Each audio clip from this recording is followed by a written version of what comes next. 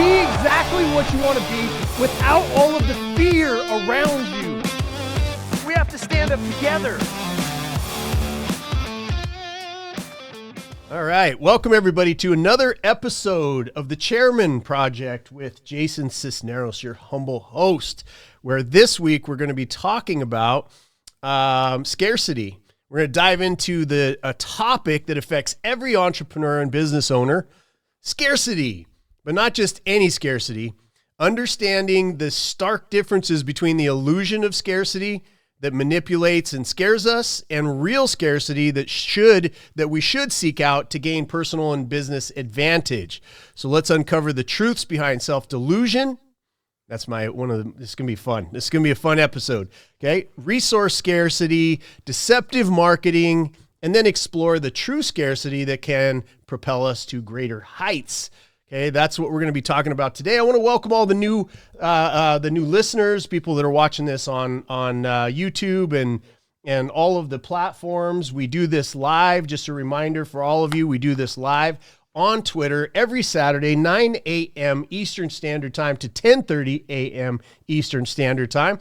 And if you ever want to get a copy of the show notes, I put a lot of effort, I put a lot of energy, I put a lot of research into these shows week to week. And if you ever want to see that research, you ever want to see a recap and the edited podcast so that you can refer back to it, the notes, all the stuff. If you ever want to be able to revisit that, simply go to Built to Exit. BUILTTOEXIT.biz, built-to-exit.biz, and put in your email address and you will get a copy of some great show notes, lots of reference material, all the stuff that we talk about and we use in these episodes. So welcome to the new viewers. Thank you all. Again, on Twitter, we're live. And it's kind of like an old timey radio show where at the end of it, I go through some content for about 45 minutes to an hour. And then at the end, we have a bunch of amazing human beings that gather live on Twitter at the J Sisneros on Twitter. And we have a conversation. We talk about questions that may be going on with their business. We talk about, what they got out of the show, things that are going on in their lives. One of my favorite things to hear is how people are progressing. And that is what this show is about. The content that we talk about is meant to be used and utilized and implemented in your own business so that you can build your business, right? And the premise is Built to Exit, this entire platform that we're rebranding around is built to exit. Your business should always be built to exit, whether you keep it and it's optimized for cash flow, but it's always prepared to be able to exit one way or the other. Total time control is one type of exit. That means somebody else is running your organization. You have systems, processes, people in place that you can be able to go do whatever it is you want to do. Do another business, start a charity, travel the 7 seas with you and your significant other, or maybe by yourself. You might be one of those people that just wants to sail the 7 seas all by yourself. That's one type of exit. The other type of exit is harvesting your wealth through an actual sale. Okay. There's a few things in between, but that's a subject for another day. But those are the two type of exits that we focus on. And one of the greatest things that I get feedback every single week, and this is why I repeat myself about this particular issue, is that most people don't realize in business that they are building to exit. Right? They think that they're building a company for lots of different reasons. Right? I see it all the time. Been doing this, had my own companies that I bought and then sold back in 2019, turned around. I was a turnaround specialist in the beginning of my career, built a bunch of businesses and bought a bunch of businesses along the way, exited those, started a consulting company called AntonJae, AntonJae.com if you want to check that out.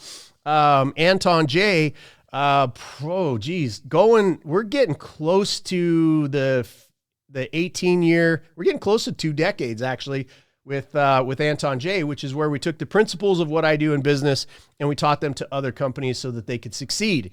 Right. So those are the places, that's the experience. And one of that great piece of feedback that I get is that we don't realize sometimes that we get into business and a lot of us are trying to solve past trauma. Like we got mommy issues, daddy issues. We have all kinds of other issues. And we bring those issues into a business, which is supposed to be devoid of issues and be a machine that creates cash. So that's what we talk about week after week after week, is to make sure that you're building a machine that creates cash. And in order to do that, you have to have assets, right? You have to build processes, procedures. You have to know the full scope of business. You have to have that understanding. If you want to know the full scope from end to end, there is growthcourse.com where you can go and get the actual course, 28 hours-ish of end-to-end business information that you can finally understand business from a 30,000-foot view from end to end, and just know where and what to work on in your own business. Now, business owners, that's who watches this show. That's who joins me. People that are maybe thinking about business, they've just started a business, and certainly people that are in business trying to solve problems that they're tired, sick and tired of buying fake guru bullshit that not only does it not help their businesses, but makes their businesses worse. This is an environment. This is a group of people who have committed, right? They committed and understand that them owning a business is a blatant act of rebellion, a rebellion against being broke, a rebellion against anybody trying to control you, a rebellion against being controlled and having somebody else tell you when you can have days off or how much money you can earn or how much money you're worth. This is a group of people, all of you, 33 million in the United States, 33 million, what's called SMEs. Right? SMEs, 0 employees to 499. There's 33 million of us. 33 million of us that have this belligerent refusal to be controlled.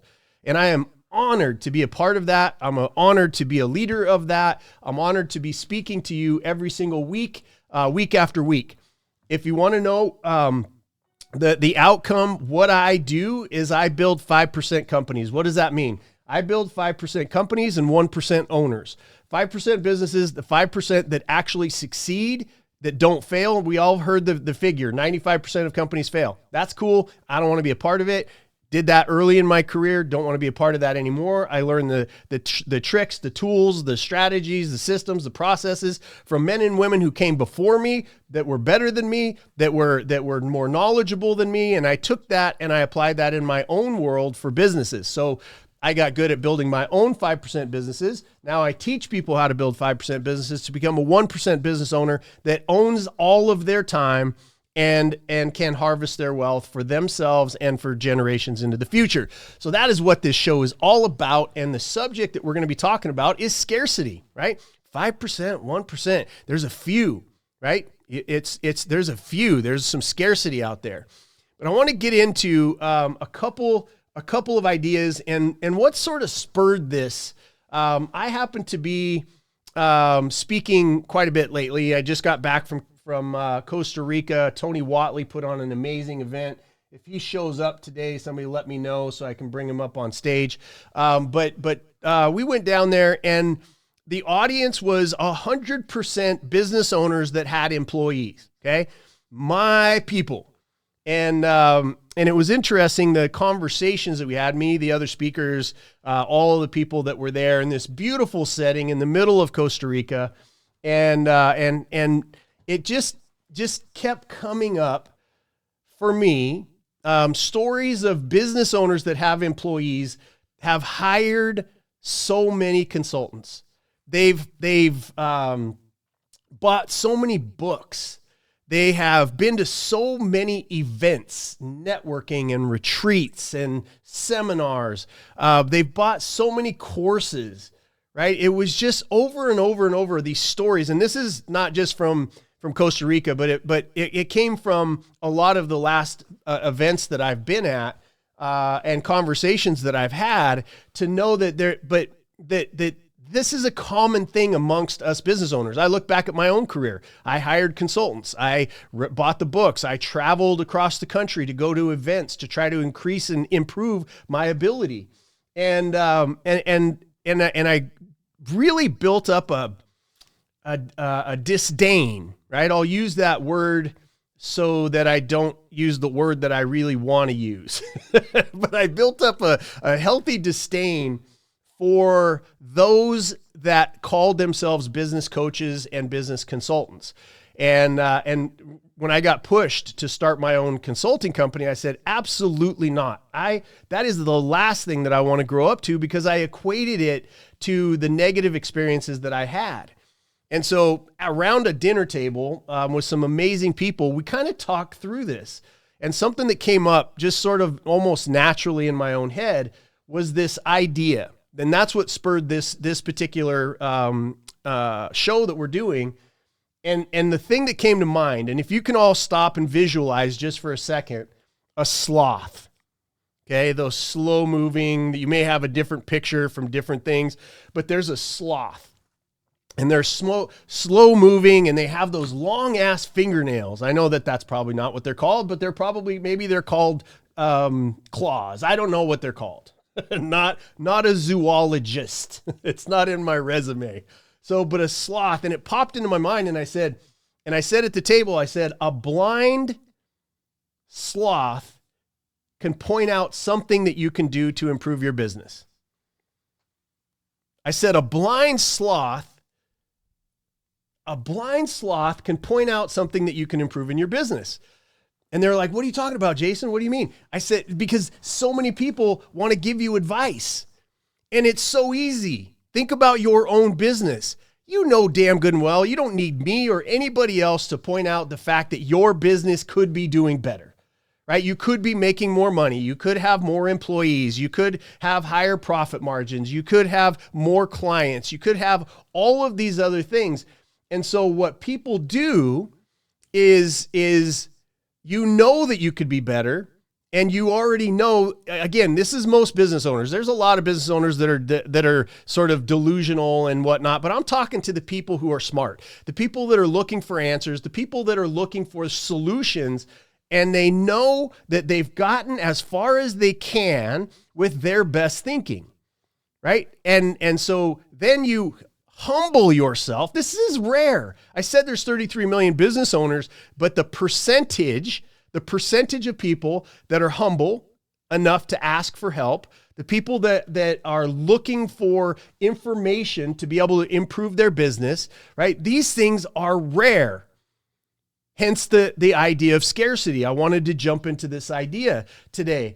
But a blind sloth, anybody can walk in and go, boom, guess what? You could be getting more leads. Guess what? Your sales process needs to have work. Guess what? You should have more referrals coming into your business. Guess what? You should have somebody that's helping you with your finances. Guess what? Right? It's just common sense.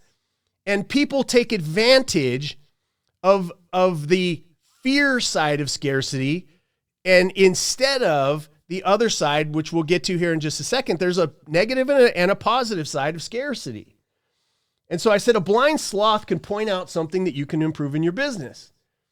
It takes a real professional to be able to deconstruct where you are and then rebuild it into a machine that creates cash, comma, is optimized for cash flow, comma, and is always, in all caps, always ready to exit. Right? Just that concept, just the idea alone sets a lot of business owners free. It takes away a lot of uncertainty. It clears the clouds. It goes, oh, I've got an idea that my company should be a machine that creates cash, optimized for cash flow, and is always ready to exit. Just that one thought. Hi, my name is Jason Sisneros, founder and chairman of Anton J Global, a world-class business consulting company that has helped hundreds of clients and thousands of growth course students fix, scale, and successfully master their businesses. To put it simply, my team and I help people turn their businesses into machines that create cash. To better support startups and other mid-sized companies, my team and I developed a phenomenal and comprehensive digital growth course where I poured decades of business ownership and know-how into 20 hours of content. This course is not easy. It's not an easy pill, but demands real work from you to implement the blueprints that I've developed. We know that reaching financial freedom is never easy, but totally worth it. Go to growthcourse.com right now to learn more about the course and get started on your business journey today. But a blind sloth can come in and play on your fears, play on your hopes.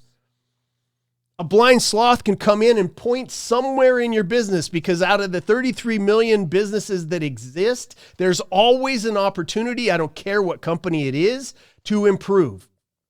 And the business owners know that, and the scam artists also know that. Okay? The gurus, that beautiful group of gurus out there who have never owned their own business, but took a marketing class and they're damn good at marketing. And they play on your hopes and your dreams. Okay? So let's talk through this, right? And just keep that in mind. I hope that some of the clips here that come out and then we play on social media later, I hope somebody is able to take from my production team is to be able to take what I just said and put that sloth from Zootopia in there, where he's laughing really slowly. So it's one of my favorite sloth cartoons. So anyway, so let's jump into it really quickly. Let's get into the illusions of scarcity. Okay, and the very first and scarcity, remember that scarcity has been used throughout histories. Diamonds, for instance. Let's use diamonds as an example before I jump into the actual content. Diamonds, there's a certain family and a certain company, and I don't want to mention them here because it is what it is, and you can do some research on your own. But there was a certain company that buys up diamond mines and then they shut down production. Why? Because diamonds are a girl's best friend, right?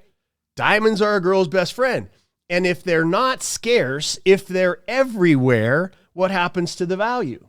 It drops, right? So that is a manipulative use of the concept of scarcity, right? There's some research that you can do on oil that some of us and some people out there still believe that it's a fossil fuel, that there was somehow enough dinosaurs that died and then became these little pools of oil, and we just magically are able to drill into the ground and see and hit that oil, where a bunch of dinosaurs happen to die and become this stuff called oil. Okay, guess who did that? That was Rockefeller. Used scarcity.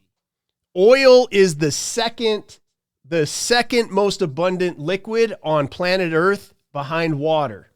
It is not fossil fuel, but we all bought into that so that it could be scarce, so that it could be priced at a certain way, so that people could control the market, right? Scarcity is utilized to control people, right? To control people throughout time, and to control pricing, and to control markets, and all of that kind of stuff. Think about what's going on, right? There's so much money, blah, blah, blah, blah, blah. So I wanted to jump into this idea of scarcity because that's what drives a lot of decision-making on the poor decision-making side. I'll talk about myself again from my bankruptcies when I was younger, when in the beginning of my career, that you think that if you believe in scarcity, then you believe that there's somebody else out there that's either better, smarter, better looking, better in bed, whatever the hell the question is, or the answer is that there's always something just outside of myself that I don't have access to, that if I got that thing, it would completely transform and change my life, right? Superhero stories are full of those kinds of concepts, right? So let's jump into it really quick. What are the 3 worst uses of scarcity? What are the 3 worst ones? And the first one, I played around the order of these, and I was going to do a competition between ChatGPT and Jason GPT, but ChatGPT's answers were so bad that I'm like, it's not even a comparison, right? I know you can hear me, ChatGPT. You're probably going to come back in the form of a robot someday and slap me upside the head or lock me in. I don't know, whatever it is, but you were bad this week, and so it's Jason GPT all show all the time for this particular issue, right? So the first one, the illusion of scarcity in a bad way is self-delusion. Okay? Self-delusion. And here's what I mean by that. Now, again, this may hurt people's feelings that like their feelings to get hurt, but I know you don't last in my environment very, very often because we talk about truth. We talk about things that we can actually accept as true and apply in our own lives. This is not an attack on anybody, but it is an attack on maybe old beliefs that need to shift. But self-delusion is the thing that is keeping you most broke, most unhappy, most in bad relationships, most out of shape, right? It's self-delusion.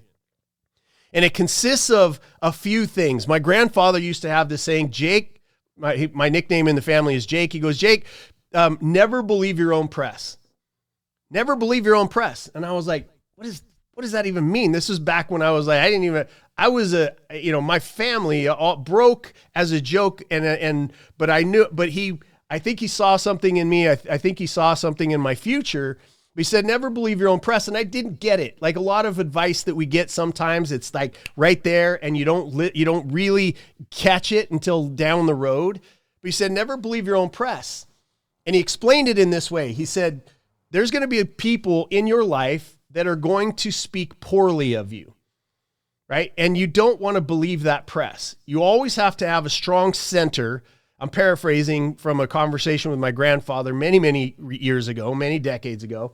But you don't want to believe the press, the bad press, because you might do some things that are bad or that are destructive or whatever, but that's a snapshot in time. It's not actually who you are. And he said also on the other side, don't believe your own press that you're better than you actually are.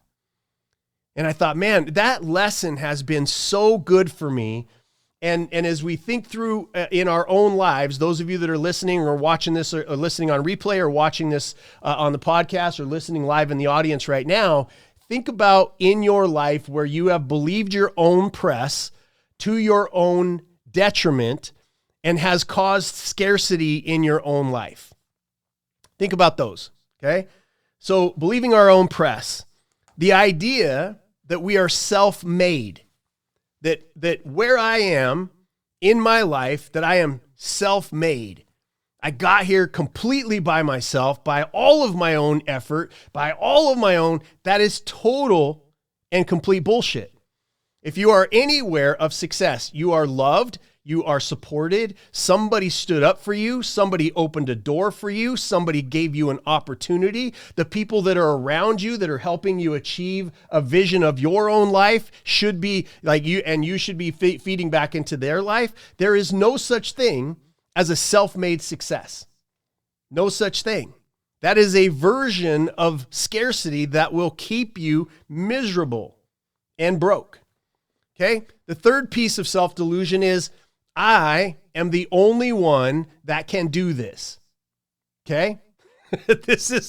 I am the only one that can do this. This is one of the biggest things when all of the turnarounds that I've ever done in my own companies, the turnarounds that we've done for other people, the people that have gone through the growth course, the clients that do deep dives, all of the people in business that I've run into, this is one that creates a bad sense of scarcity that you're the only one that can do what you do, and it keeps you broke, right? If you're the only one that can do what you do, then guess what? You're always going to be the one that has to do what you do, right? Instead of training somebody, instead of teaching somebody else, instead of putting systems and processes in place, you're the only one. Okay.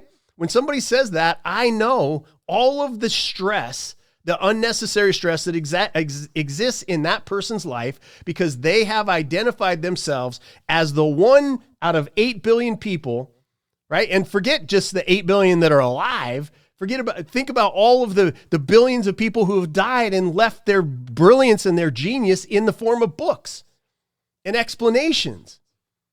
You're not the only one. So take that pressure off yourself and don't put that scarcity on you that keeps you from actually building a team, right? Here's the fourth form of self-delusion. Name and resume dropping, okay? Name and resume dropping. I did this for Michael Jordan. I did that for blah, blah, blah. I did this for that. And guess what? Here's what I've done in my past. Da, da, da, da, da, da. Nope, right, look. let me just say again, it's something that I have become well known for, which is the phrase, nobody cares. Okay. Nobody cares until you have something to say that can impact the person who's listening in a positive way, something that they can use, something that they can put on their and utilize for their own lives. Nobody needs to hear you start out conversations with the people that you know, the people that you've hung out with, the names dropping, and also your resume.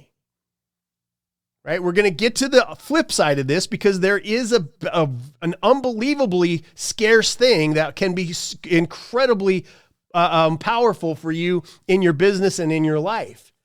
But if you find yourself name dropping and resume dropping consistently and constantly, then there is a disbelief that comes across. Look, you may think that you're impressing people with the name dropping and the resume dropping and all that kind of stuff. You may think that you're impressing people, but what you're really doing is revealing your insecurity. Stop doing it. If there is a case where once you've listened to their problem and there is a necessary placement for that story of somebody that you actually helped, not that you just knew them, right? You see this all over social media. Oh, you got my arm around, this person. I got my arm around this person. When they paid the same $500 that everybody else did and stood in a line with 100 other people to get a picture with that person. It doesn't mean they know them, right? It doesn't mean that they're associated with greatness as they want you to believe on their false marketing. Stop name dropping and resume dropping, but utilize where you've served and where you've helped and things that you've learned from people, and the resume where it applies to solving somebody else's problem. Okay. And then this last piece of self-delusion that creates so much scarcity. This is an inventory that each and every one of us should do. It is overuse of the words or the words I as in and me. If you listen to your conversations throughout the day and you are hearing yourself, I this, me this, I this, me this, I this, me, I. You are living in a space of scarcity because there's no room to serve anybody else because you're so self-absorbed. It's just an inventory, right? Just an inventory. Listen to how many times you use that. Why are you doing it? What is missing in you that you're not just okay in your own skin? And get right with that because you are a walking miracle. And you don't have to constantly run around with a t-shirt that has I on the front and me on the back. You, we, us. That's the other side of it. So if we go through those, that self-delusion that creates massive scarcity in our own life in the form of destroying opportunity, destroying network, destroying family, destroying friendship, destroying all of the things, building of a team, building of a community, right? Leading a community. The thing that destroys that, and it does become scarce in a negative way, is self-delusion, believing your own press, thinking that you're self-made, that you're the only one that can do what you do, that you have to name and resume drop, and the massive overuse of the two words I and me. Are you a business owner that's looking to build your company into a machine that creates cash? I'm Jason Sisneros, chairman and founder of Anton J Global, a world-class business consulting company that has turned around, merged, or prepped for sale hundreds of companies just like yours. I'm best known as the architect when it comes to fixing and building companies across the globe. My experience comes from owning and exiting over 20 of my own companies successfully. It's that real-world experience that I've converted into the ultimate blueprint that has saved and grown my clients' businesses. If you're tired of getting bad advice, have bought all the books, all the coaching programs, and still aren't seeing the success that you were promised, it might be time to work with a team that has actual experience and a track record of success. Please scan the QR code or visit antonj.com to schedule your free 15-minute consultation to see if we can help you reach your outcomes. That's antonj.com, ANTONJAE.com. And the second one is the illusion of resource scarcity. This illusion feeds on the fear that there is a limited amount of money, connections, opportunities, time, which makes it seem impossible to achieve success. That's an illusion. There's all the money in the world. There's all the connections in the world. There's all the opportunities in the world. There's all the time in the world. How are you utilizing it? Right? But this is a negative thing, that we feel like resources may be limited. Right? And I'll go back to my own childhood. Resources in my mind were massively limited and reserved for the rich. Okay? Malcolm X was my hero when I was a kid, because he was against everything, because everybody else that had shit was the one that was holding me down. Right? That was the message that I had when I was a kid. It was like, it's all these rich people, right? I don't have resources because somebody else is holding me down, right? And they're taking my opportunity and all this other kind of bullshit that does nothing but rob you of your own ingenuity, your own innovative ways of solving problems. It's a story. There is no such thing as limited resources. You could go back in history and find somebody who looks like you, same skin color, same sexual preference, same gender, same zip code probably, right? Same family situation. You can go back in history and find somebody that with all of the same things that you look at or may view as a detriment, and that there are limited resources, and you will find somebody that looks like you, talks like you, walks like you, has the same background, has the same challenges, had the same pain, had the same, all of those things. And you will find somebody that was able to access resources, money, influence, time, voice, power, all of those things existed. It's just a matter of, if you believe it, then damn straight it's scarce. If you believe it, if you buy it, if you're the one that's gonna put that hook in your lip and agree with politicians and people that are in your life that don't have your best interest, if you're gonna hook that and go, yes, I want to be a victim, then we've got nothing to talk about, because progress is instantaneously frozen in time when you think you are a victim. And I'm not saying there's not victims out there. And I'm not saying that you may not have been a victim at some point in your life. Real victims need people that have been victims, that overcame their victimhood, to go out and actually work with other victims to help free them. Children that are being trafficked in the sex trade, that's a victim. And that's happening right now while we're all listening to this. Domestic violence is every 11 minutes somebody's hurt, there's a domestic violence occurrence in a home. That's happening. That's a victim. Starvation, when there's enough food to feed everybody 10 times over on the face of the planet. Why can they not eat? That's a victim. But if something happened to you before, you've overcome it, you've got a roof over your head, you're listening to this on a cell phone, you're driving a car, you got a job, you got some source of revenue coming in, you're a business owner, which means you have all of the opportunity on the face of the planet, then you're not a victim anymore. Okay? So resource scarcity, that's number 2. Number 3, deceptive marketing. Okay? Either from other people or from your own self. Okay? When you're using deceptive marketing purposes, when you are let me get clear on what this third illusion is. It thrives on 3 things: fear, lies, and playing on the desperation of your target audience. I'll say it that way, instead of your intended victims, right? 3 things have to exist for it to be deceptive, right? Fear. Now, fear can be real. Lies, right? Lying about the results, lying about the outcome, playing on the desperation of your target audience.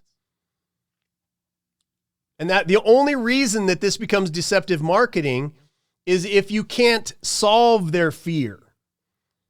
If you are lying about your achievements or the outcome of your product and or service. If you have done research or chat GPT'd what somebody's fears are, and you are playing to that with your marketing without a solution for the people that you're actually solving problems for, that is scarcity 101. You don't believe in your own product. You haven't put the work into being the best and solving people's problems at a highest level, right? You're buying stuff from people that are playing on your desperation, your fear by lying to you.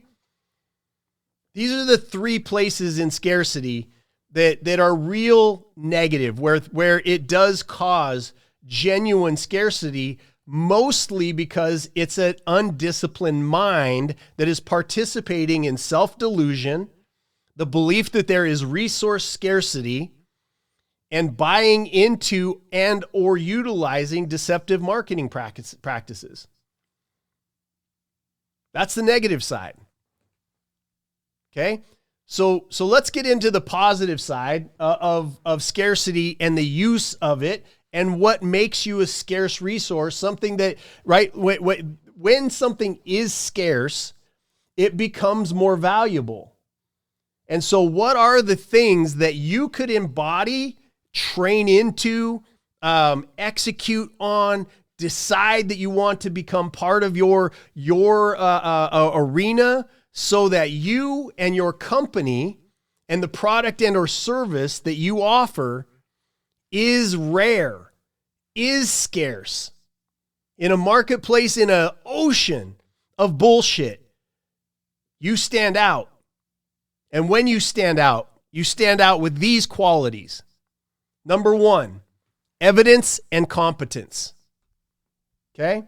Evidence and competence. Competence built on solid evidence is rare.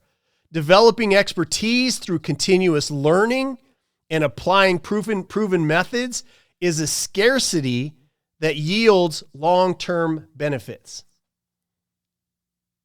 So if you want to be a scarce resource, if you want to be viewed as more valuable, you want to have access to more resources to be able to do what you want to do with your own life, build a business so that you can exit, so that you can attain your own level of freedom, then you have to have evidence and competence. How do you do that? By continually learning and gathering new information and skill sets from those that are out there, cross-pollinating with other industries, reading books, all of the stuff that you can gather for the specific outcome of serving your client or your clients, falling in love with their outcome, and serving them better than the people that are out there as your competition. I don't have any competition with what I do. Are there other people that advise businesses, that do mergers, acquisitions, that do consulting, that do business coaching? Are there other people out there that do that? Abso-freaking-lutely. Is there another Jason Sisneros? Is there another Anton J? Is there another growth course? No. Doesn't exist. Doesn't exist. I know that. And that's because I have competence of 30 years of getting my ass kicked in a business world and learning and developing and taking my licks and changing my approach and learning from people and humbling myself and never ever putting myself above anybody else. And more importantly than anything, if I'm going to do something, I've fallen in love with their outcome more than they have. Evidence and competence. Where is it in your life? Where is it missing? And where can you build it back up? Okay. Number two, listening and humility. That makes you super rare. Super rare. Again, if you know me, and you know me outside of this podcast, and you've been on a Zoom call, or we've had a conversation about business, or we've had a or whatever it is, you know that I listen far more than I talk. And it's because I have been humbled. I went bankrupt. I lost my home. I got divorced. I was embarrassed. I ended up homeless. I ended up begging for food. I was humbled, thank God, in this life to know no matter what I was doing, no matter how much money I made, no matter how much money I was in the hole, it did not define me as a human being.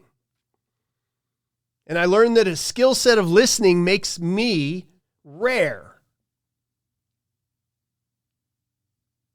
It will make you rare as well. Listening with the intent to serve very specifically.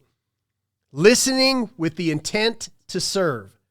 Nothing about you matters to the person you're speaking to unless it applies to helping them. And you can entertain. I'm not talking, don't take this too far. I sometimes get DMs of people like, oh my gosh, you're just always blah, blah, blah. Like, yes, there's entertaining conversations. Yes, there's conversations over tequila. Yes, there's conversations during that you're trying to have while you're doing karaoke, right? I'm talking about business. Do you listen more than you talk? Are you the smartest person in the room? Listening and humility makes you and your product and or service and or business very rare in these days. Number 3, systems and execution. Effective systems and disciplined execution are scarce resources in the business world. Businesses that master these aspects achieve consistent and scalable results. Systems and execution, that makes you rare. How rare? We know 5% of companies ever make it beyond the 10-year mark. 50% of them are out of business in 1 year. Less than 1% of all of those businesses ever exit and harvest their wealth. It's rare. And every single one of them that's in the 5%er has systems and processes. They execute with discipline. Every single one of them that's in the 5%. Number 4, vision and wisdom. Vision and wisdom guide leaders through uncertainty and inspire others to follow. This rare combination leads to an impactful decision-making and long-term success. Vision. What do I mean by vision? End game, end game, end game, end game, end game, end game, end game, end game. The vision. What are you building right now? What is it? What is your end game? We talk about it here. Freedom is your first end game in business, period. End of sentence. Okay. You got whatever makes you feel free. You got a house that's paid off. You got a car that's paid off. You got $1 million in the bank spinning off 10%. So you got residual income that you don't have to work, whether you stay in bed, whether you, whatever, right? It's the end game. That is the vision that you have to have, and you have to solidify in your own life. Step number 1, if you don't have it, if you can't measure your distance from it, either closer to or further away, you're not in the game. You are destined and making decisions that create scarcity that will put you out of business, and you'll be part of the 95%. 5%ers have a crystal clear vision and the ability to be able to draw others into that vision by, catch this, figuring out what their vision is for their own lives. And where does their vision, you helping assist with your business, your consulting, whatever it is, how does your vision, right, get met by helping other people meet their vision? Zig Ziglar 101. Help enough other people get what they want, you will always end up with what you want. So those are the 4. I'll go back through them again. Evidence and competence, listening and humility, systems and execution, vision and wisdom. Those are the 4. Those are the antithesis of negative scarcity. Those are great things, because in a world that is going crazy, you could be rare. You could be scarce. Your product and or service can be rare, can be scarce.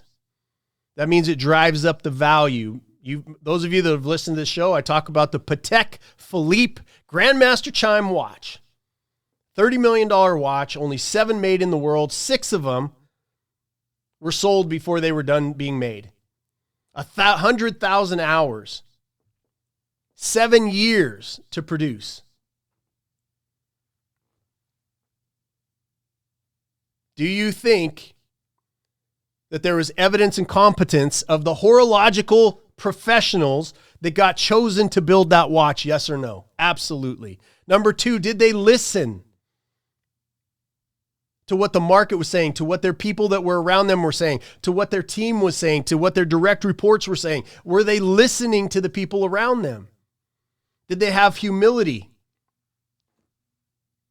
Did they have systems? Did they execute? Did they have a vision? And did they utilize that wisdom? Absolutely. Any success story can be broken down into implementing these things into your own life.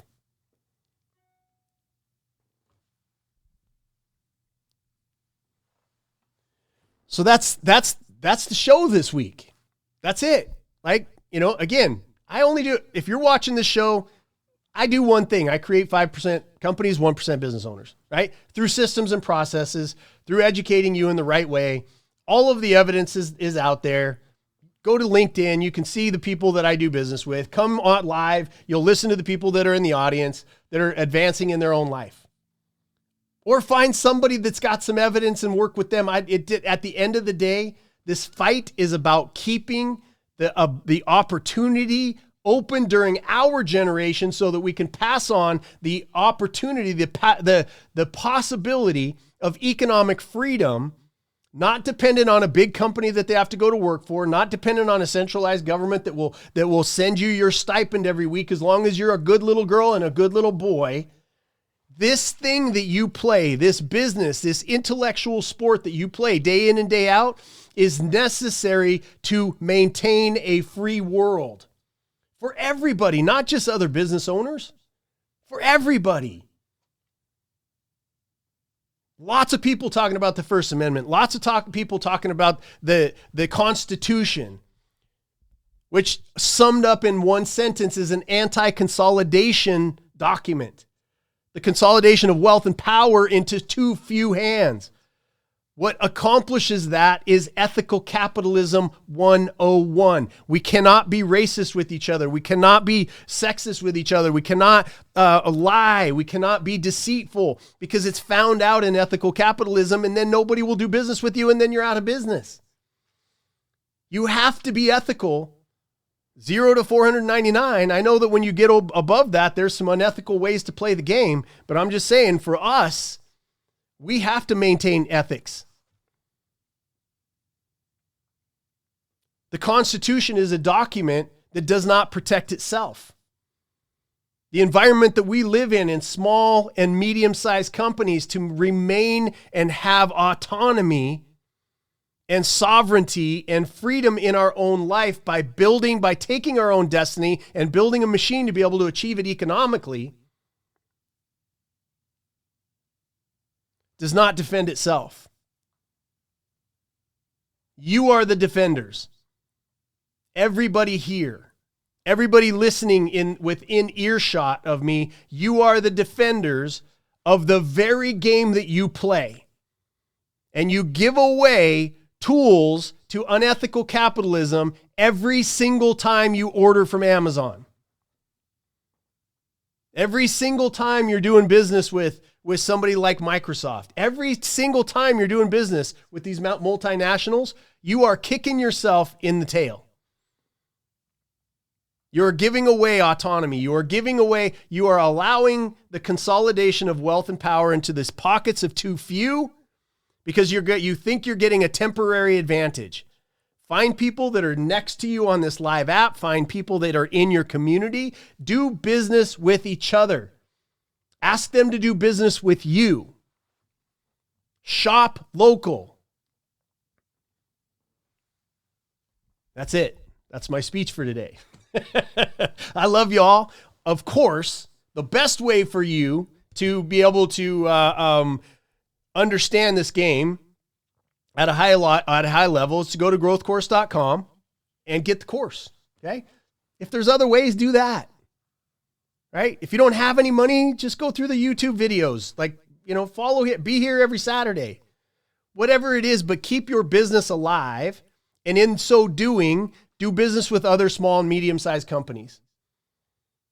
Or else this disappears. This eye blink of opportunity, this eye blink of the opportunity for no matter what your name is, no matter where you come from, no matter what side of the track you came from, no matter what skin color you have, no matter what gender you are, no matter what sexual preference you have, no matter what religion you are, that you too can improve yourself, that you too can face down the person in the mirror and overcome your own weaknesses to become better, to provide better, to be able to create a machine that solves other people's problems at a higher level than anybody else, that then in turn finances your own freedom. That's the fight we're in. That's this community. The Built to Exit community is built and put together so that we can do this together. We all need each other. I need you. You need me. And I know how you all are doing that and supporting this. I watch the replays. I watch the shares. I watch them grow every single week. Thank you. I could not be more humbled. I could not be more grateful than I am. But we're in a fight, and we cannot be passive in a fight. We can win this with our wallets. I love you all very much. I'm Jason Sisneros. Make sure you join us next week, every single Saturday, 9 a.m. to 10:30 a.m. on Twitter, x.com, at the J Sisneros. That's where we're live. That's where you can join us. And then on all the other platforms, iHeartRadio, all the stuff, right? It's not coming to mind right now. But YouTube, all of the things. Make sure you join us. I love you all very much. Thank you for being here, and we will see you next week.